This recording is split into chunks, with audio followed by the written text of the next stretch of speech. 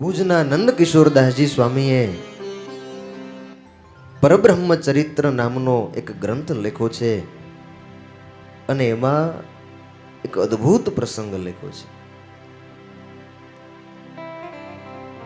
તીર્થ સેવનનું શું મહત્વ છે,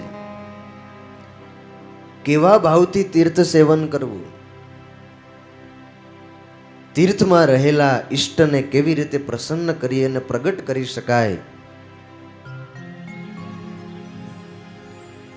સ્વામી દક્ષિણ ભારતના એક વિપ્રનું આખ્યાન લખે છે.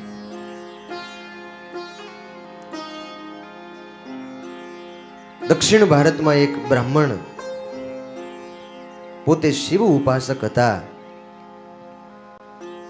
નાનપણથી જ મુમુક્ષુ હતા અને અંતરમાં બસ એક જ ભાવ કે પ્રગટ ભગવાન મને મળે અને પ્રગટ ભગવાન મારું કાંડું ચાલે.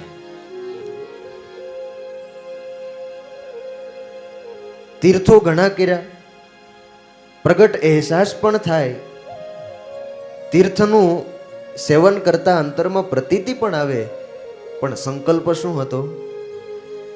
મારું કાંડું ભગવાન ચાલે. ઘણા વર્ષો સુધી તીર્થયાત્રા કરી પણ એમનો સંકલ્પ પૂર્ણ ન થયો. શિવજી મહારાજ ઉપર તપશ્ચર્યા કરી, મનમાં એક જ તાન, બસ મને ઝટ મળો ભગવાન. પ્રભુ મળે એવી અપેક્ષા તો અંતરમાં સાચી મુમુક્ષુતા હોય તો જ પ્રગટ થાય. प्रभुता को सब मरत है, प्रभु को मरे न कोई, जो कोई प्रभु को मरे तो प्रभुता चेरी हो. जगतनी प्रभुता करताय प्रभु માટે તાન હતું. શિવજી ઉપર તપશ્ચર્યા કરી, શિવજી પ્રસન્ન થયા. શું જોઈએ? બસ મને પ્રગટ ભગવાન મળે અને મારું ભગવાન એ કાંડું ચાલે. અને ત્યારે ઈષ્ટએ કહ્યું કે એવા પ્રગટ ભગવાન જોઈતા હોય ને તો તમારે ગુજરાતની ધરતી, એમાંય પશ્ચિમ પાંચાળ, અને એમાં એ કઈ ધરતી ઉપર આવવું પડે?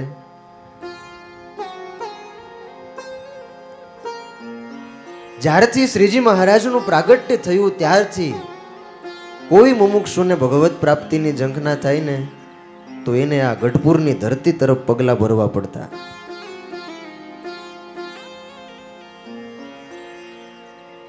ક્યાં દક્ષિણ અને ક્યાં ગઢપુરની ધરતી? અરે હું ત્યાં જઈને શું કરું? કહ્યું કે ત્યાં અક્ષરાનંદ કરીને એક બ્રહ્મચારી તમને મળશે અને એ તમને પ્રગટ ભગવાન બેઠાડશે. આવ્યા ગઢપુરની ધરતી ઉપર અને આમ ગઢપુર મંદિરનો દરવાજો જોયો. આમ જાણે ગઢપુર મંદિરનો દરવાજો, ધામનો દરવાજો જોઈ લ્યો. ઓલા લંગાળાના આહિરને આ ગઢપુર મંદિરનો દરવાજો ખાલી યાદ રહી ગયો ને, એ દરવાજો યાદ રાખ્યો એટલામાં તો સ્વામિનારાયણ ભગવાન અંતકાળે આહિરને તેડવા માટે પધાર્યા.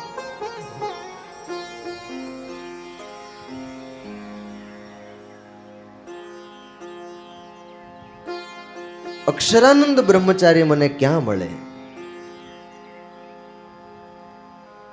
એટલે કોઈ હરિભક્ત હતા, સાધુની ધર્મશાળામાં લઈને આવ્યા. સ્વામી પોતે ખરડા લખતા હતા. આ જે ગ્રંથ છે ને અક્ષરાનંદ સ્વામી, મૂળ સ્વામી પૂર્વાશ્રમમાં રોહિશાળા ગામના એ વતની હતા. મહારાજનો નિશ્ચય થયો અને સાધુ થયા. સ્વામી ગ્રંથ રચના કરતા હતા. ભૂદેવ આવ્યા, પ્રણામ કર્યા. બોલો ને ભૂદેવ, શું આવ્યા? ક્યાંથી આવ્યા?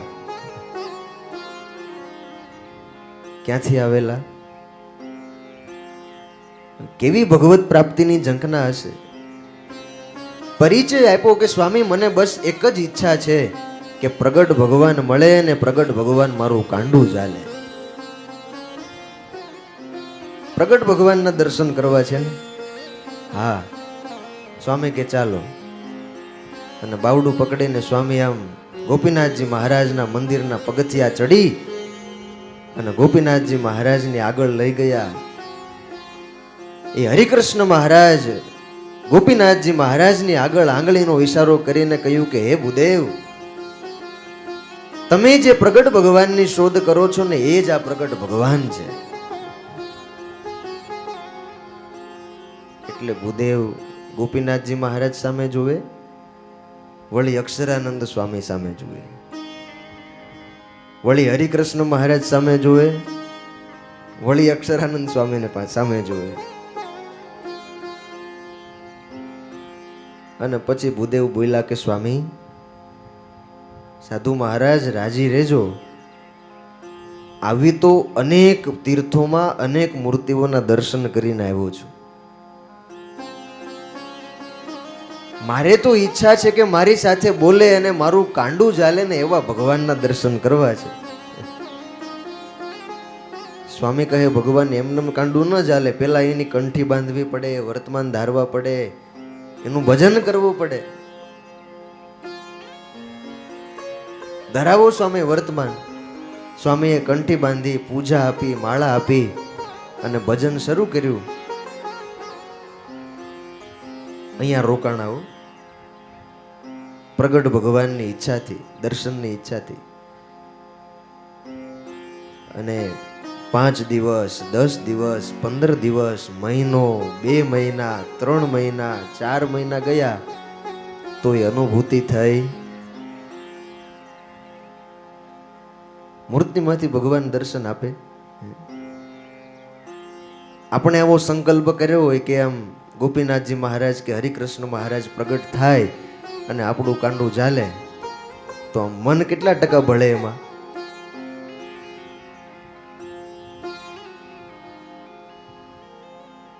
આટલો સમય ગયો પણ એની શ્રદ્ધા ખૂટતી નથી.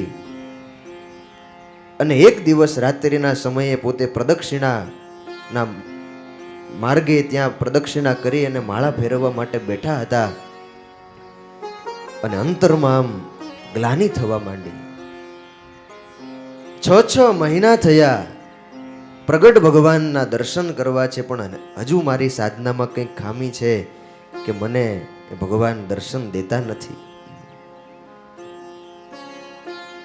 રાત્રિના 2:30 વાગે બેઠા બેઠા ભગવાનને પ્રાર્થના કરે છે કે હે પ્રભુ, હવે તો કૃપા કરો. અને ભગવાનને પ્રગટાવવા માટે પ્રતીક્ષા તો કરવી પડે. मैं तो आया श्री गढ़पुर धाम प्रभु जी तेरे चरणन में. मैं तो आया श्री गढ़पुर धाम प्रभु जी तेरे चरणन में. मैं तो आया श्री गढ़पुर धाम प्रभु जी तेरे चरणन में. मैं तो आया श्री गढ़पुर धाम प्रभु जी तेरे चरणन में. प्रभु जी तेरे चरणन में, हरि जी तेरे चरणन में. प्रभु जी तेरे चरणन में, हरि जी तेरे चरणन में. ओ मैं तो आया श्री गढ़पुर धाम प्रभु जी तेरे चरणन में. ओ मैं तो आया श्री गढ़पुर धाम प्रभु जी तेरे चरणन में.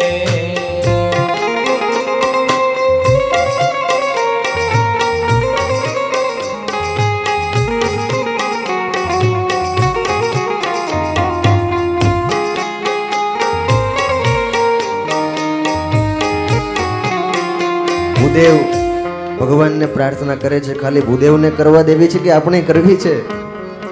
આપણે ક્યાં આવ્યા છીએ? ગઢપુર ધામ આવ્યા છીએ અને કોરે કોરા જવાનું નથી. કંઈક આંશિક અનુભૂતિ લઈ અને આપણે અહીંયાથી જવાનું છે. ભગવાનને પ્રાર્થના કરીએ કે પ્રભુ આ તમારા ધામ સુધી આવ્યા છીએ તો કંઈક અનુભૂતિ અમને પણ થાય. ओ धरा धाम यह प्रभु का जानी मुक्ति भी यहाँ भरती पानी. धरा धाम प्रभु का जानी मुक्ति भी यहाँ भरती पानी. धरा धाम यह प्रभु का जानी मुक्ति भी यहाँ भरती पानी. धरा धाम यह प्रभु का जानी मुक्ति भी यहाँ भरती वो पानी. तेरे चरण पड़े चारों धाम प्रभु जी तेरे चरणन में. तेरे चरण पड़े चारों धाम प्रभु जी तेरे चरणन में. ओ मैं तो आया श्री गढ़पुर धाम प्रभु जी तेरे चरणन में. मैं तो आया श्री गढ़पुर धाम प्रभु जी तेरे चरणन में.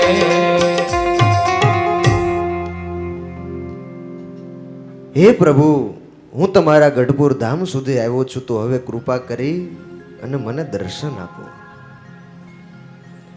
રાત્રિના 2:30 વાગ્યે પ્રદક્ષિણાના પથમાંથી એવો અંતરમાંથી પોકાર ઉઠ્યો કે પોકાર સીધો એ ગોપીનાથજી મહારાજના ચરણો સુધી પહોંચ્યો.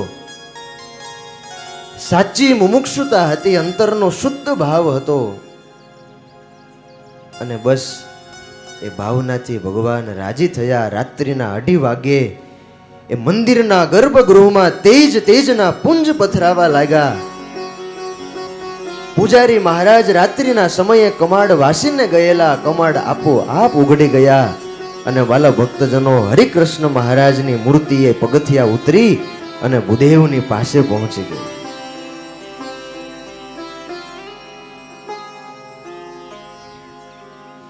હે ભૂદેવ, પ્રગટ ભગવાનના દર્શનની અપેક્ષાએ આવ્યા છો ને? લ્યો અમે તમારી સામે પ્રગટ થઈ ગયા. ભૂદેવ તો આમ અવાક બની ગયા છે. હરિકૃષ્ણ મહારાજ, વાલા ભક્તજનો, બહુ પ્રતાપી હરિકૃષ્ણ મહારાજ છે. જ્યારથી હરિકૃષ્ણ મહારાજ પ્રતિષ્ઠિત થયા એ મહાપ્રતાપી છે. પ્રતિષ્ઠામાં જ મોટો પરચો થયેલો.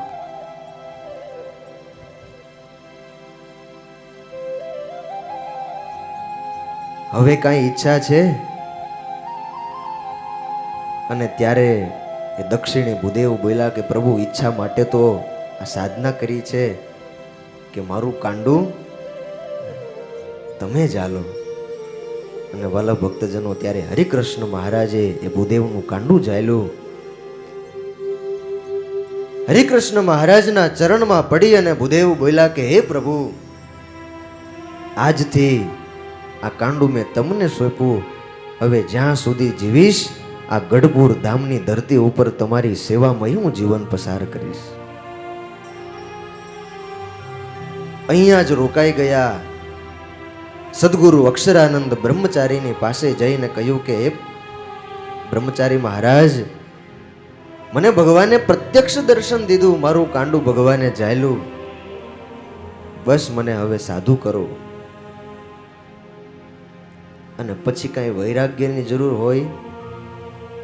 અનુભૂતિનો આધાર જ એવડો મોટો હતો કે એના માટે સંસાર આપોઆપ હરામ થઈ જાય. દીક્ષા આપી અને અક્ષરાનંદ સ્વામીના શિષ્ય તરીકે દીક્ષા સ્વીકારી અને નામ પાડ્યું રામકૃષ્ણાનંદ બ્રહ્મચારી.